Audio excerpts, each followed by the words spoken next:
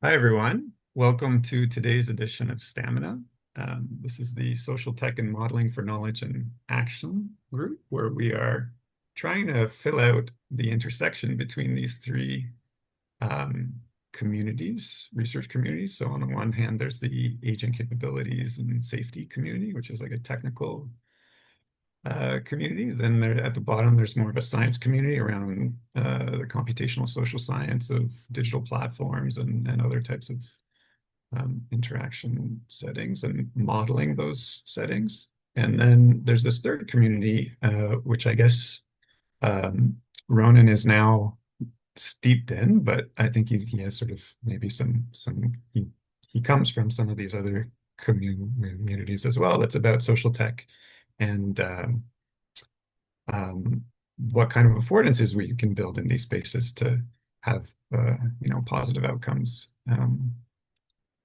in terms of collective sense making, which will be his topic today. So just letting people know that we will have another talk actually just next week by Marwa Abdullah, who will be speaking about consistently simulating human personas with multi-turn reinforcement learning. So this is more on the social sims with LLMs work. So stay tuned next week for that. And yeah, today Ronan is going to talk to us about social networks and sense-making networks. So Ronan has done a lot of interesting stuff, I think, in all three of these spaces. I think you have some like cognitive science and natural language understanding background. But I think his PhD was also sort of on how that interacts with environments, and now he's sort of capitalized on that sort of environmental impact this perspective with his work at Cosmic, which is a startup, uh, and now with the application Semble, which I guess is what he'll talk to us about today. So thanks so much for joining, and please go ahead. Awesome. Thank you for the introduction, Max, and thanks for the invitation. It's exciting to be here. And I love this kind of interdisciplinary approach that you are taking in the lab, and such an interesting intersection. I hope to touch on kind of all parts of it, at least in some form today. Like you said, my background is AI, so I did a PhD in AI, and during my PhD, I kind of started getting more interested in some of the other circles that you mentioned. Like I started getting interested in cognitive science and kind of social aspects of cognition. Um, and yeah, I'll touch on some of that in the talk. So I'll start uh, first. I'll say a little about who we are at Cosmic. So Cosmic is a mission and product driven R&D lab, and we're working at this intersection of social networking protocols, AI, and next generation collaborative research tools. Um, I'm Ronan. Puri is also here in the call, and Wesley is not here, traveling. Wes and Puri are in Vancouver, and I'm based in Cambridge, in Massachusetts. Cool. So yeah, an overview of what I plan to talk about today, and I hope it will be also an interactive and more collaborative discussion. So starting with kind of my PhD work on sense making and stigmergy and why they matter for today, how stigmergy helps us design collective sense making systems and move kind of from social networks to sense making networks. We'll talk about a case study, sort of applications of these insights to information overload in science. Do a demo. I'll show you Semble, walk through that, and yeah, and then open discussion and questions are really welcome throughout. So just feel free to ask. It's a good signal for me also if I'm not making something clear enough, or you can just ask that at the end, whatever you prefer. So yeah, this first part about sense making and stigmergy and why we think they're important today. So this is based on one of the last things I wrote during my PhD, which is a paper in the Hypertext and Social Media Conference in 2022. This was, and the idea was kind of moving from users to sense makers and on the role of stigmergy and how it helps us build better collective sense making systems. So if you're interested in the paper, you can check it out there. But in kind of meme form, the root insight that really drives a lot of our work is that access to information does not translate into the capacity to make sense of information. And as researchers, we all kind of feel this meme a lot. This feeling of having too many papers that you want to get around to reading but never have enough time to, and just like a constant feeling of information overwhelm. And it's something that the gap between information access and the ability to make sense of information is really something that it's hard for us to wrap our heads around. This is just something from a few months ago I saw in Blue Sky. People wonder, like, how is it that we have so much access to information, but there's still this kind of feeling that, we're not actually getting as, smarter, and sometimes we even think we're getting dumber. And the distinction between access to information and making sense of information was already noticed quite a while ago. This is, I think, a book from the 90s on journalism, and they say here, the quality of our democratic life depends on the public having the facts and being able to make sense of them. And now I think we're noticing how big that gap is, in the days we're living in right now. So the traditional paradigm that the sort of democracies operated under kind of in the recent years was that you have media and science that create informed societies. You have experts, they're kind of the solution providers. They provide the misinformed public with facts, and that's how you kind of correct misinformation and create informed societies. And we all know how this turned out not too great. The paradigm we're trying to move towards is the sense-making aspect. So instead of making the public part of the problem, a misinformed public, making the public part of the solution, and doing that by empowering individual and collective capacities to make sense of information. There's also a lot of literature on like wicked problems and how to solve wicked problems, you need to kind of make people part of the solution and not part of the problem. So the move would be from science communication to science participation, and from informed societies to sense-making societies. This is kind of what we're trying to push on. And there are a lot of people working in this space, just from different angles. And maybe at this point, it's a good time to say, like, what even do we mean by sense-making? Because it's a word that gets used a lot, and it kind of has a lot of meaning. So I'll give one definition here that I like. So processes by which individuals and groups make sense of their environment by organizing sense data until the environment is understood well enough to enable reasonable decisions. So it's kind of situated in this observation, orientation, decision, action loop that we often talk about in like multi-agent systems, also called the OODA loop. And this orientation step is really quite similar to what we mean by sense making here. So it's, you're perceiving the environment and you have to take decisions, but to do that, you have to have some kind of organized map of reality that lets you take reasonable decisions. So you have to understand, like, at the basic level, it's like, we see it in reinforcement learning. You have to have a map of the environment. You have to have some kind of model, without which it's quite hard to make informed action. And same goes for, humans and for machines. Can I just ask how it's distinct then from sort of decision making and like an RL thing? Is it that it's inherently collective? Is that sort of the main? Well, so yeah, that's a great question. I think one distinction is sense making is kind of more human in a sense that people also look at sort of the emotional, for example, or like affective aspects, like to, why do I want to know something, or am I avoiding information for certain reasons? So there's something interesting about how sense making also ties in those components as well, which is something that's less common. So it's less common to talk about, like, agents that are sense making in that way. And we can get into that later if we have time. I think it's also an interesting distinction between like human and AI related sort of information processing.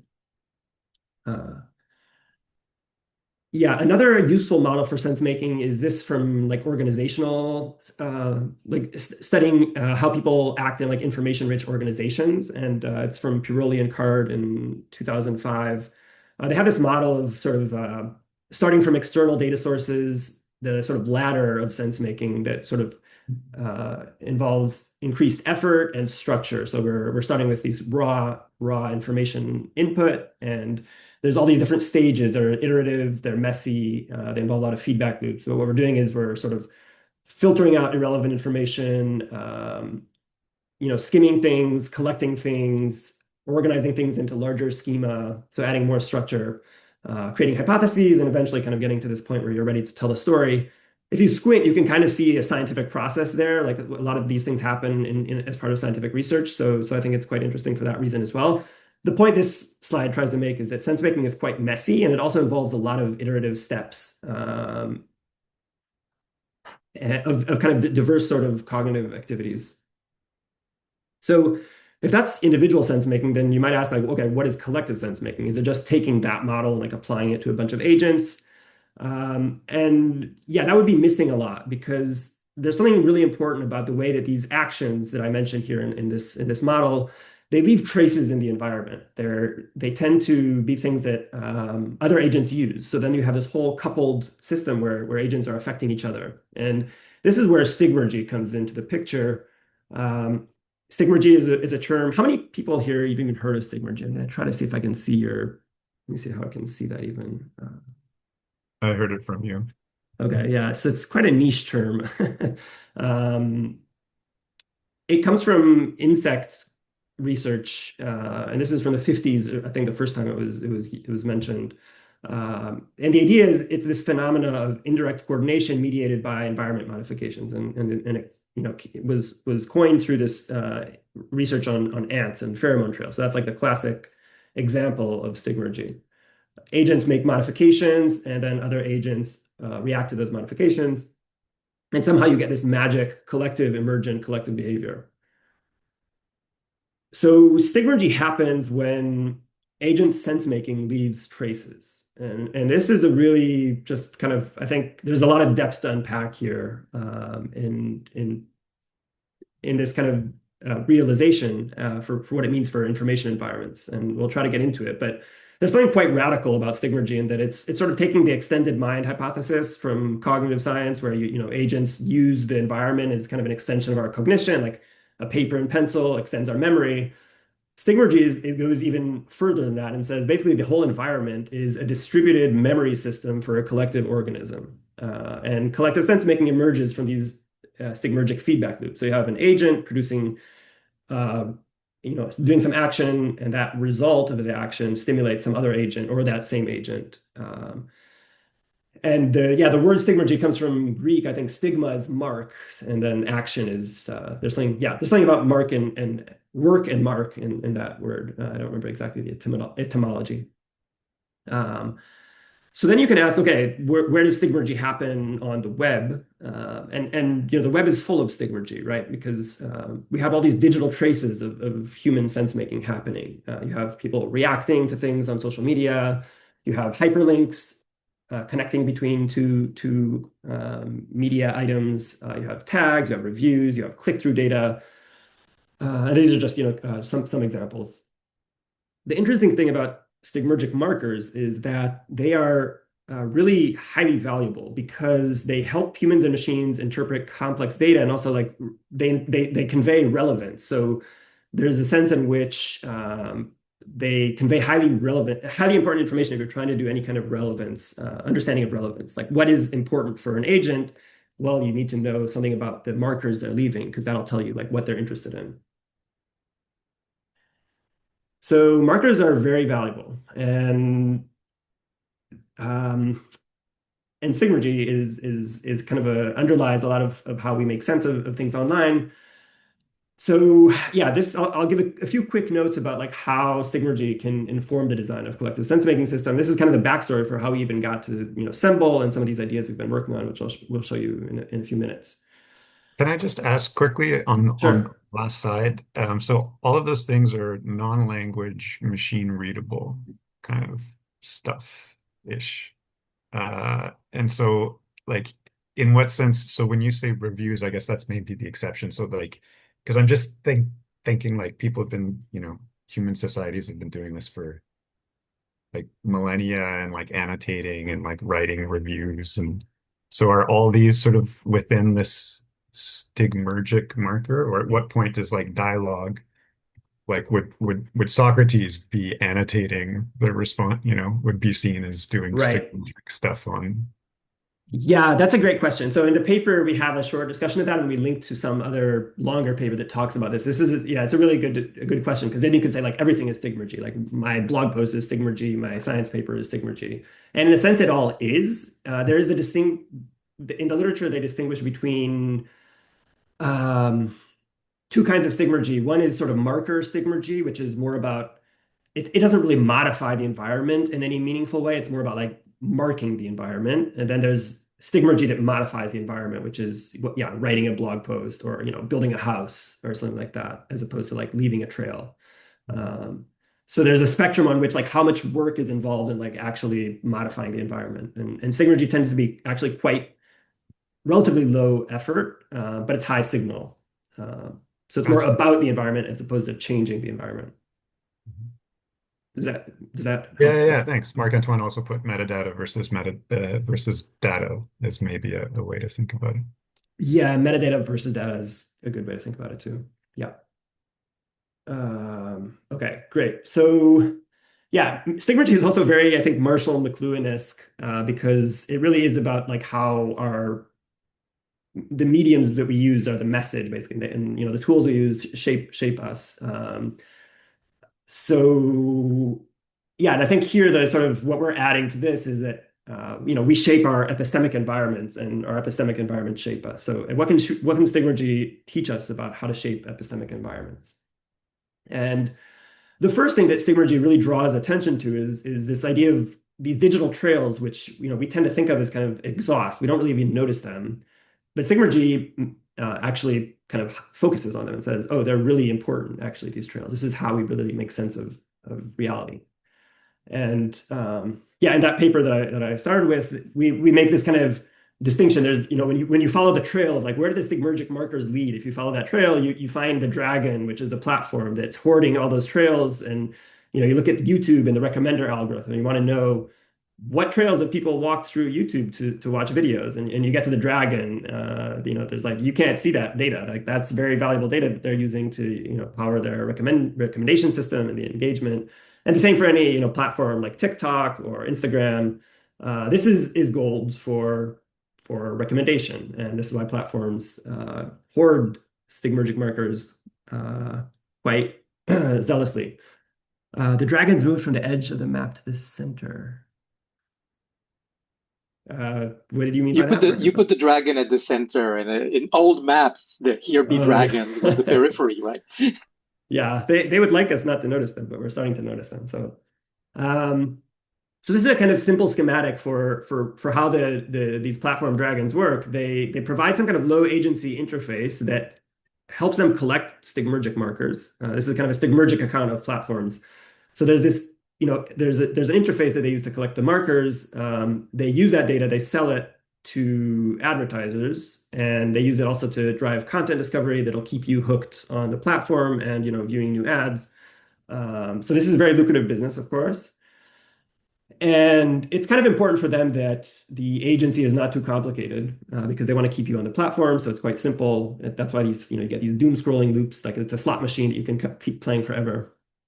And we proposed kind of, breaking that up. We proposed a new sort of decentralized sense maker centric ecosystem. And this is in 2022. So some of these things have actually started happening. But this was back then we were talking about like you could basically take all the things the platform is doing and rethink them for kind of a decentralized ecosystem. So instead of a low agency interface, you could have high agency interfaces, and you have tools for thought like Notion or Obsidian and now Assemble.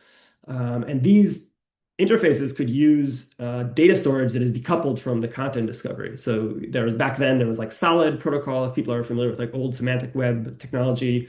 And today we have AT-Proto, which is really providing a great actual real life implementation of this. And then these data stores can share data selectively with discovery algorithms that help people navigate content. And there's no platform here, so it's a completely different set of incentives. And you can ask like, how does this thing stay sustainable? That's a good question. Maybe if we have time, we can talk about it. Any questions about that? So we had the platform, yeah, and we broke it up into like a decentralized, basically each of the components. And yeah, that's the kind of users to sense makers transition. We're imagining people here are people that are kind of more aware of their cognition and more like they're interested in where their attention is and who owns their attention, and this is why they're using these different tools. And we hope more and more people kind of assume this role. So that's one way that Stigmergy kind of informs the design of systems for sense making. And the second way is regarding the attention economy. So it's related, but it's a different kind of take on it. I imagine a lot of you are familiar with this line by Herbert Simon. It gets quoted a lot when people talk anything about the attention economy. I'll just read it in case people haven't seen it.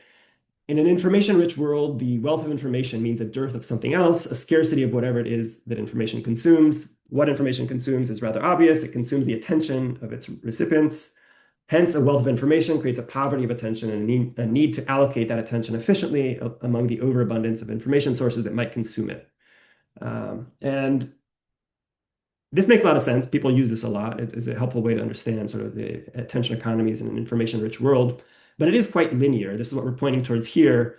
And we're kind of, Stigmergy invites us to think of something different, which is like a circular attention economy. So linear attention economy doesn't think at all about the way that when I consume content information consumes my attention, there's no thought about what does that actually produce on my side. Like, is it just kind of staying in my head? Am I creating some artifact resulting from having my attention consumed? It literally is out of the picture. It's not even something that is mentioned in this account. Stigmergy invites you to think like, okay, something is consuming your attention, but then what mark are you creating on the environment as a result of that, your attention being consumed? Like, what is the pheromone trail you're leaving after, taking that path, right? So if an ant was never leaving pheromone trails, that would be very bad for the colony, because that would be just like wasted effort that, they wouldn't be able to learn from. Similarly, you can think about information-rich environments for humans. If we're consuming information, we could be creating shared attention traces to guide the filtering, ranking, and routing of information for other humans or for ourselves in the future. This is what we call the circular attention economy. We have a blog post about this that I'll also link to, where individuals' attention traces are shared and reused to help guide collective attention. So to summarize that part, so Stigmergy changes how we value our digital traces. It kind of transforms the traces from exhaust to trails that we want to own and have kind of more meaningful control over. And it also offers a new way to tackle information overload through this idea of collective attention sharing. These are very high level. There's a lot of devils in the details here, of course, and we'll try to get more into the details. So this is started very theoretical, and now we're going to get more practical. So a case study that we've been working on for the past few years is information overload in science, and like how researchers and research communities cope with information overload. And there's a lot of people already talking about this for a long time. Gen AI is only making this worse. Science publishing is kind of strained to the point of breaking. There's this general sense of overwhelm. People feel like they can't just track the research anymore. And yeah, it's kind of breaking science at this point. So yeah, back to this meme. What can we do to help this fellow now that we've learned more about Stigmergy? So yeah, the first insight again is that it's not an individual problem. There's a lot of us out there, and that means that this is a problem it's doomed to fail in isolation, but collectively we might begin to see how we could start addressing it. Currently, when that fellow's reading the paper, it's creative exhaust. It's not, the meme doesn't have that idea of him sharing it anywhere. He's not writing a review on some social app anywhere. But we could build a world where that happens, where instead of just being overwhelmed by papers, we sort of help distribute the problem of information overload and help each other navigate information. We call this kind of co-augmented reality, where instead of this giant shelf of papers you have no idea where to start with, you have the insights and knowledge of your peers, and that helps guide your attention. So this kind of looks like social media. So puzzle piece number one would be TLDR. Check out my podcast. Yeah. Yeah, there's different ways to connect information these days. So yeah, puzzle piece number one is social media. You might say, okay, this looks like just a bunch of people on social media talking about papers. Is that not enough?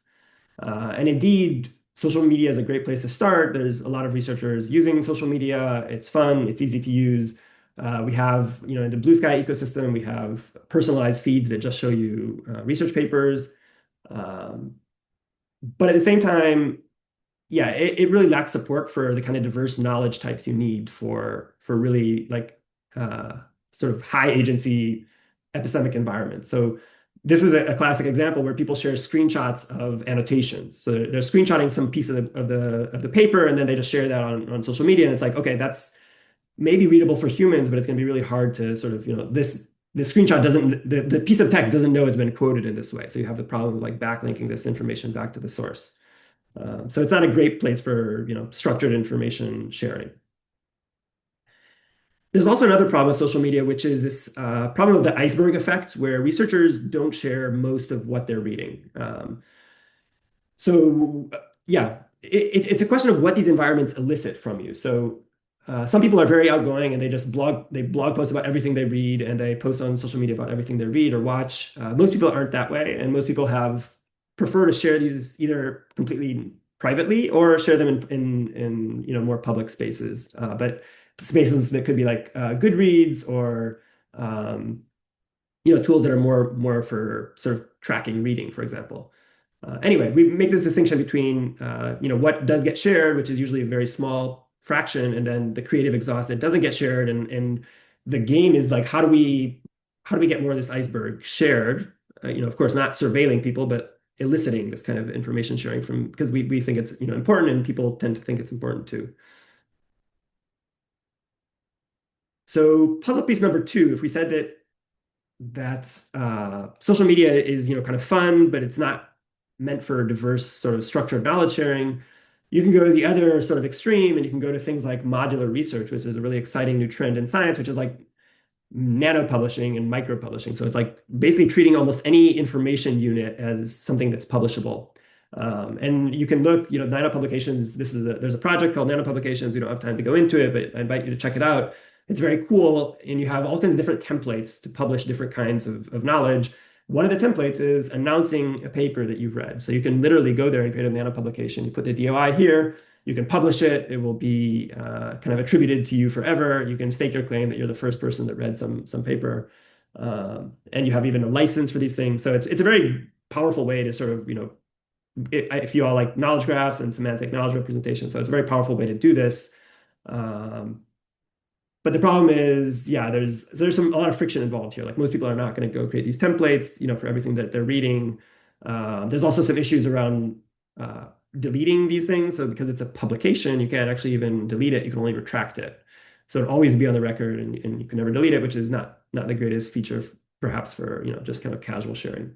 So there's definitely a tension to strike between casual versus science, and we can talk about that too. Third and final piece of the puzzle is also just the shape of the interface. And there are a lot of people writing about this. There's a lot of really thoughtful kind of distinction between feeds as knowledge environments versus other kinds of knowledge environments. And feeds, there's a great metaphor for feeds is streams. Chronological, fast, public, engagement optimized. It's kind of where things arrive and where you go to get kind of relevant what's happening now. In contrast to that, you have things that are called like knowledge gardens. And this is really the world of hypertext and like hyperlinked documents. You have this kind of spatial, tended, cross-linked, long duration knowledge. It's where knowledge compounds as opposed to like where the actual like high relevant hot topics are happening. And there's a kind of tension between these two things. There's it's hard to do both at once, but you can kind of interleave them in interesting ways. But it's a puzzle piece that we find ourselves inspired a lot by this approach, and trying to move away from streams as places where we can better build knowledge in these kind of knowledge gardens. And streams inform knowledge gardens, but knowledge gardens are kind of where the thing gets constructed kind of for the long term. In science, of course, you could just look at science papers are hypertext knowledge gardens. What are citations if not, the hypertext link? So Symbol, this was all kind of build up for where Symbol fits in. Symbol fits in this kind of intersection of all these three circles, drawing from social media and modular research tools, as well as knowledge gardens. And it's a social network. We call it a social knowledge network. Because I've spent so much time talking about sense making, I can just tell you guys that I think of it as a sense making network, which maybe someday we'll incorporate into our official tagline, but it currently still isn't there. Symbol, this is a cairn, by the way. So the hikers use for trails. So that's kind of some of our design aesthetic and inspiration is coming from the world of, how we create trails in the real world, and we kind of self-organize them and do it by using the environment to make modifications to help other humans navigate. And this idea of the ensemble, which is a diverse group contributing to a coordinated whole. So Assemble is really about answering these questions of, who is reading what, reading broadly construed, watching, listening, any kind of media. What do they think of it? How does it connect to other knowledge? And just make all of this sharing and discovery easy, valuable, and delightful. And it's on AppProto, so we own our trails, which is an important aspect of Stigmergy that we saw earlier. People here, I assume, know what AppProto is. I forgot actually to ask. Maybe not. Okay. So maybe, let me just show you Semble then. Or I can actually show you. Okay, so this is Semble. Maybe I'll log out so you can see what AppProto is.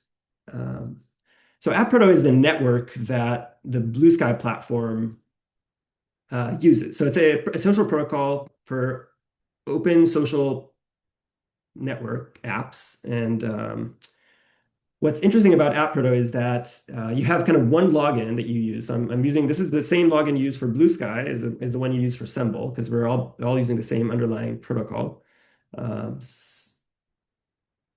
Maybe I'll show you also, well, I can show you later. I'll show you kind of a little under the hood of what AppProto looks like, but maybe I'll start with Semble first. So Semble is if people are familiar with Arena or tools for social bookmarking or kind of Pinterest style tools, then Semble should be familiar to you, because we take a lot of inspiration from those tools. The core idea is this idea of collections and cards. So cards are basically any kind of URL that you collect online at this point. And I'm going to the Explore feed. Here I can see what the network is doing. People are adding URLs to collections. And I see Stamina Workgroup has added to a collection here. So yeah, you can check out the collection, see what other cards are added to it. You can follow collections. Collections can be open, or they can be personal. So open collections anyone can contribute to, and these collections, personal collections, only the creator can contribute to. Yeah, so that's the basics of cards and collections. In terms of exploration, like I started showing you, you have a feed here, and we can filter it with various filters. We do distinguish between the URL type. So we have some metadata extraction on the back end, distinguishing between books or podcasts or research. So if I'm just interested in research, I can just filter my feed and look at what other research people are curating. We also have search. So you can, same here, I can also filter and just look for specific stuff. So yeah, let's see. Is there any hot topic you all are interested in? Multi-agent AI. Yeah, there's a lot about agents. I don't know how much about multi-agents, but yeah, anyway, this is the search. And again, we have different filters here, so you can be more specific if you want. One very important aspect of Semble is this idea of what we call a Semble page. So if you look up here, you can see the structure of the URL is it contains the original URL inside of it. So for any URL on the web, maybe I should zoom in a little bit more. For any URL on the web, you can find a corresponding Semble page. So if I go, let's say I'm on this blog post, we have a bookmarklet that you can install that just opens the Semble page for any web page. So you saw it just went to the same location. And and I'm on the Semble page, and this Semble page is kind of like the overlay layer for the original URL. So I can see, for example, who else added it to Semble. I can see the collections it's in. I can see mentions. So from around the atmosphere, so around the AT-Proto ecosystem, which includes Blue Sky and also like blogs like Leaflet or other tools forthcoming. So here's, yeah, people that have kind of posted about it on Blue Sky. And also similar cards. So this is based on just like semantic similarity, which works pretty well. So you can often add something to Semble and you find other cards that people have curated onto the platform that are similar. And finally, one new feature we recently launched is connections. Connections are an interesting, maybe specifically for like more research audience. It's basically like a knowledge graph link. So it's a relation between two URLs that also has a type. So here I can choose different types. Some of these are informed by sort of discourse structure. So if some link provides support or opposes or addresses something in another link, helpful context. This one is really popular. So if some link led you to discover another link, you can highlight it here and you can kind of create these provenance trails. So that's very Stigmergy inspired here. There are, explainers. So if like you have the podcast that really explains a paper in an interesting way, you can do that link. And supplemental material like data, code, or other resources. And this is, of course, just a kind of initial set, and we're thinking of ways that this can be sort of community driven and extensible. And of course, some text here if you want to add. And yeah, this doesn't have a connection, but if we go on my profile, you can see my collections. Sorry. Yeah, so here are connections I make. And yeah, connections are quite interesting. It's an interesting way to see, you go to a paper, or this is an article, and then you can just see other connections people have made. It's just an interesting way. It's kind of like the YouTube recommendation algorithm, but like deconstructed, and you can see under the hood, like, okay, what are people actually, how is the sort of navigation from a certain page to other pages, and making that visible to the network. Yeah, anything else about connections? Oh, one more thing about connections that is interesting is that I'll show you here on the slides.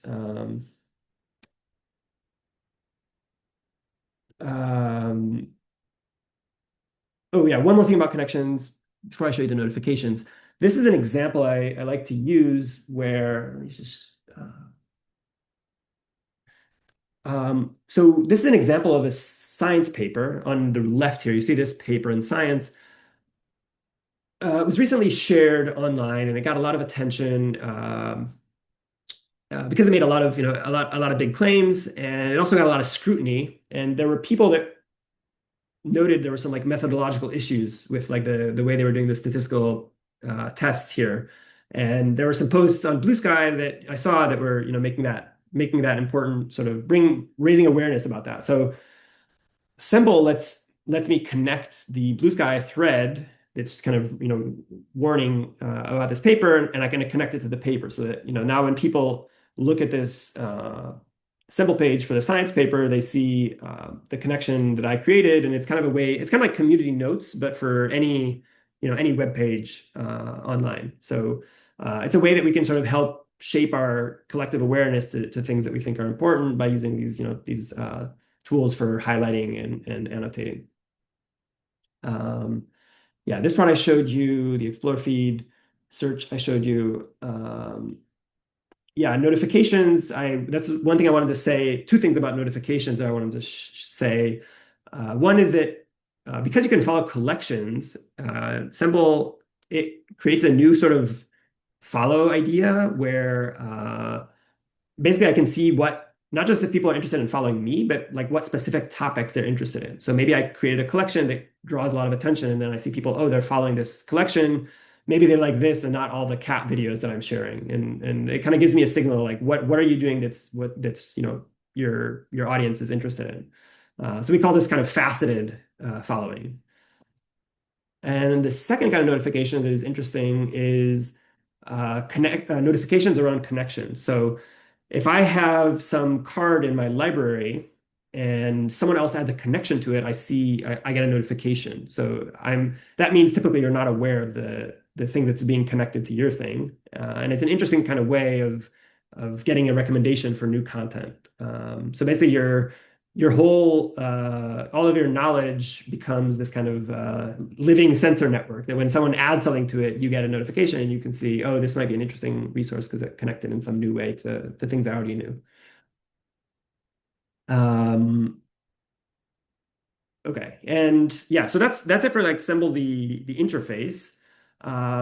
Actually, a kind of no less important part of Semble is the fact that it's on AT-Proto, which means that all the data is available very easily, like programmatically. So if I go to, let me show you this because I think if people aren't familiar with AT-Proto, then it's useful. So if I go to, this is a website that's kind of a browser for app-Proto, and it shows me basically all of my personal data repository. And so app-Proto gives every account under the hood, you get a personal data store where all of your data for all your apps on app-Proto is stored. So I can find all my Semble data is here.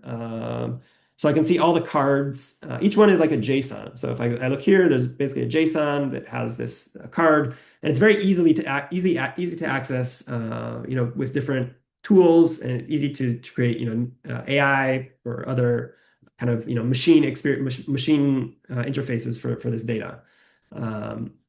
All this to say is that tinkering with the data and building on the API is something that's going to just be it's really a central part of Semble and really made easy by building on the app-Proto. Some interesting projects we've seen already are people that create like living libraries on using Semble as a backend. So this is a library. Maybe I can even show it to you online. Data counterfactuals. Yeah. So this is someone who uses Semble who's actually created a library. It's a researcher out in Simon Fraser University in Vancouver who does a lot of research on data leverage and collective action around data. And they have a bunch of papers they curate and they keep this up to date by adding stuff to Semble collections. So under the hood, all these things are Semble collections, and the person doesn't need to maintain the HTML for the website after sort of setting it up because any new card added to one of these collections is going to get automatically sort of rendered here. So this whole thing is kind of a dynamic living literature review. In the future, when we have things like following or notifications, so you can imagine having a widget here and you could almost click on it, notify me when there's any new paper added to this specific topic. So yeah, living libraries is one example. We also maintain a list of projects in the app-Proto space that also we power using Semble. We have a graph API that Puriya just this morning, or just yesterday shared. There's a lot of graph stuff you can do with Semble. And this one is just a view of Puriya's personal Semble collections. So it doesn't have like the social aspects yet, but it has some, you just can kind of see how it's an interesting new view. Like imagine you can see someone's profile. Instead of having to scroll through all their posts, you can see it in this kind of graph view, and you can see, okay, what is this person interested in? What are they looking at? What is the way they organize the categories by which they organize, content? A picture is worth 1,000 words, and these graphs are worth a lot of just like scrolling through someone's profile on social media. You can also search here. So yeah, there's just different things you can do. There's also this really cool timeline where you can kind of just see how these things evolve over time. And there's just really a lot you can do with various graph UIs to, oh, nice. Now, yeah, Puriya says it's open. So you can try your own. Anyone who has Semble collections can try their own. It's just a really nice way to see an evolution in your own thinking, where you could imagine also overlaying, a bunch of, let's say a full community and seeing how the community was kind of evolving in their thinking. So yeah, so graphs are really cool. We also have some ideas for doing like connections and like doing graph interfaces that aren't just read, but also write. So you can imagine like being able to connect between things on a Canvas style interface. So that's graphs. Another interesting aspect of Symbol, and I'm noticing I'm getting up on time, so I think I'm almost done. I'll just do this part quickly. Because Symbol is built on AT-Proto, we have it's very easy to create like interoperability with other projects or protocols.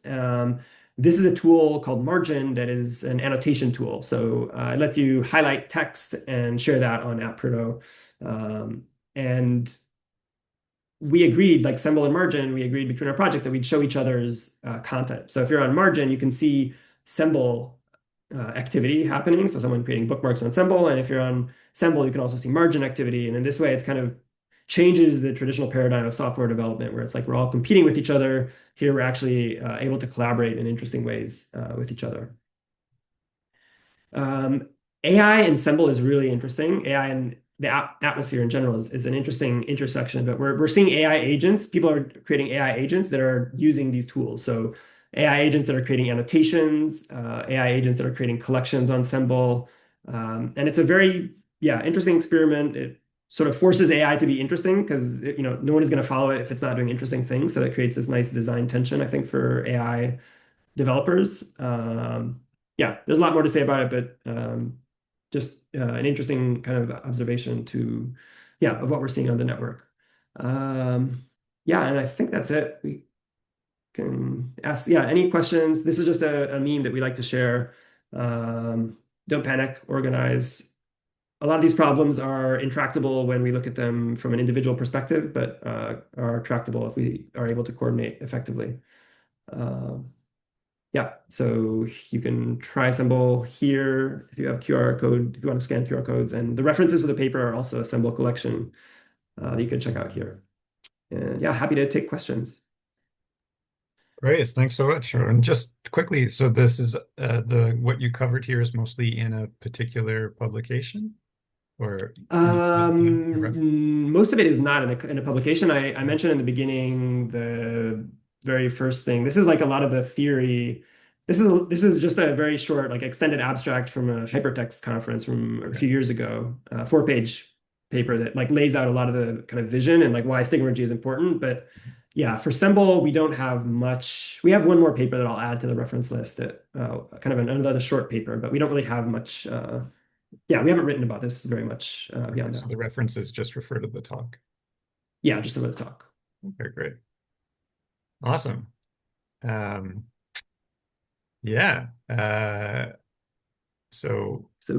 I think looks like Jasmine has your hand up. Jasmine, sorry, I don't have my camera. Thank you for putting in the Stigmergy stuff and having that card framework.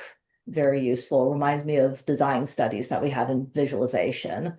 The gardening metaphor is something I've seen Shannon Mattern use over in information sciences using the hardware store. So when you brought up, here are the aisles basically that this researcher has divided the work into, that made me go, oh, this is a hardware store. This is one of many hardware stores. And if I go to different ones, they'll have different ontologies.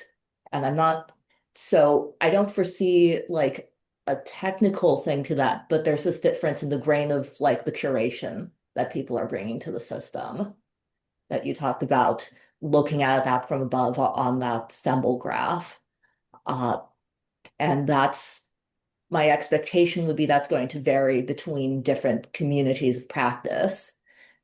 And could you talk about how you approach that kind of overwhelm that comes from not only is this reference pool difference between these different areas of research, but also the way in which we divide it up? It is more natural to slip into cognitivist hardware aisles around this cognitive research, right? And more natural to take a sociological approach in something like Mattern's work. And that can be really challenging to translate between. So if I understand your question, you're asking sort of what's the theory of change around like increasing the interdisciplinary aspect of research, perhaps? Is that another way of stating it? Yeah, absolutely. Um, yeah, well, I think it's, this is where some of these social networks are interesting because they're open and they do tend to sort of bleed across different disciplines. And, you're on a page for someone and you can see different ways that, the same content relates to other people. And like, in my dreams, someday there'll be, we have these connections drawing between content. It's like maybe a social scientist is seeing this and they're saying, oh, this research in, cognitive science actually should link to, I had this, where was that? The Assemble page when I showed you, being able to draw these connections, I think, is really important. It's kind of like when you go to a work, and as a researcher, I often encounter this like, oh, you should have cited X or Y, and you can't do it. You can't do anything about it. Like the references is frozen. So this is a way to unfreeze the references section. Maybe you can, that's how you can add your own connection, and people can find it, and maybe strengthen that pheromone trail. So that's one way to think about it. Thank you. Any other questions from the audience? Oops, sure. I have a question. So I was wondering about like on plat or ensemble exploration versus like trail building to add to the, ensemble volume of trails and knowledge. Going back to your like the micro blogging example where you sort of provide sort of reputational, attributional sort of tags to things that help motivate and incentivize the building of the like do you envision people sort of exploring the web via these symbol trails? I certainly hope it's one way people explore the web. I think there's probably going to be a lot of, there's so many different interfaces to explore, but I think that networks like Symbol and networks like it are crucial for being able to navigate online. Like we really need the social context, and that's kind of what we're trying to bring. Yeah. So Okay. I don't know if that answered your question though. Yeah, I'm trying to like articulate what the question is.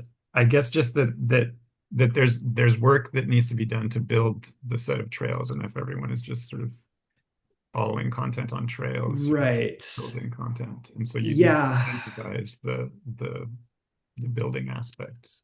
Yeah, no, that's a really good point. I mean, this is part of what we were trying to this kind of users to sense makers. It does definitely require some cultural change and like people you see it in the tools for thought crowd and people that use Arena, that people that are already thinking about, how am I connecting knowledge and but in fact those are still quite niche communities and it seems like we'll need to figure out ways to make that kind of work. Similar to how social media made, influencers, they made it a thing and like they got people to go out and film themselves doing stuff on, out in the world. So there'll probably be a similar, maybe there'll be like influencer, not influencers, but like sense makers that, are Yeah, like cool. high need for cognition people that are just Yeah, maybe. Marc-Antoine, do you want to ask? As usual, beautiful work. I've been thinking about structures, of course. How right now, Symbol has curates web page references, notes on web page references, and recently relations, and of course collections. What about at Proto data that don't fit the page? Like now you started with margin, and that's brilliant. But I'm thinking more generally. I mean, of course, a lot of things are page-like. I'm looking at Lichen and a lot of new structures are page-like, but something that doesn't fit the page paradigm. Can you give an example of something that doesn't fit the page paradigm? Um, I'm thinking of well, right now, not that much. I mean, of course, it's work in progress, but I'm interested in frames that describe a more formal description of a thought. Think of the nanopubs, like they exist as pages, but they also exist as structures, and they have this inner world of relationships and like they're structures really, which happen to have a page expression. And on the one hand, you need the page expression, but should you? Right. Yeah, I see. Yeah, it's a little more complex form of knowledge. Yeah, like being able to represent a structure. It's like a molecule, a knowledge molecule, as Yeah, opposed to like, yeah. So exactly. yeah, yeah. I mean, there's definitely a lot to do there. We're kind of starting the simplest place that people are kind of familiar with. You're doing a Uh, lot. yeah, thank you. Yeah, I see we're running up on time. I did want to ask people here if there's like, if yeah, have a little more discussion, I guess, around like your lab and yeah, if there's any thoughts on like how this would be useful for labs. I don't know if people have any quick thoughts there, but we can also follow up async.